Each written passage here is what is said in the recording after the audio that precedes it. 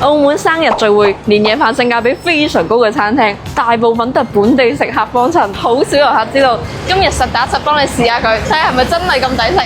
研究它喺澳門居民區好少見到啲咁有特色嘅建築物。嗱，喺呢度上去2樓，之前好多網友話佢哋帶屋企人過嚟食，又平又夠好睇，但係齋平係冇用㗎。帶咁多人過嚟食，除咗環境好，仲要好食先得。今次特意幫大家試下，睇下你哋覺得抵唔抵食。我最中意啲有海鮮池嘅餐廳啦，證明啲海鮮夠晒新鮮。哇！睇睇條龍躉，一陣食咗你。呢個係平日我都爆晒人流。第一個出場，琵琶乳豬一隻，好香啊！睇住佢都特別喜慶。第二個出場，金銀蒜粉絲蒸綠頭鮮鮑魚，呢度一共12件鮑魚，你同你屋企人一人一件。蒜香味十足，而且一啲都唔怕暗喎。下一個出場，白灼九節蝦，呢度有1斤半咁多。隻蝦超級緊實 Q 彈，食得出新鮮嘅感覺，而且仲要甜甜地。你哋過嚟試下，係咪真係有我咁甜？清蒸大龍躉，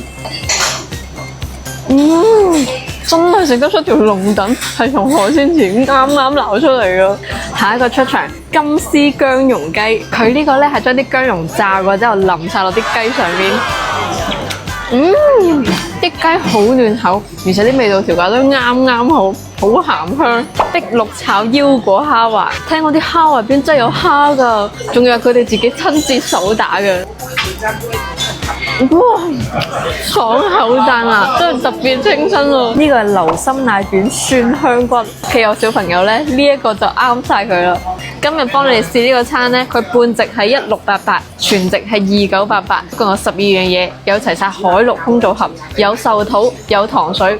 人均250，送果盤和蛋糕，免茶位，免加1。各位網友，你哋覺得抵唔抵食？位置就距離關口5分鐘左右。食飽落樓下仲有手信，哇！真係好少見到啲咁長嘅蛋卷啊，真係好誘人啊！有興趣嘅朋友咧，可以自己過嚟呢度睇一下。想知道澳門更多又平又靚嘅嘢，記得關注我。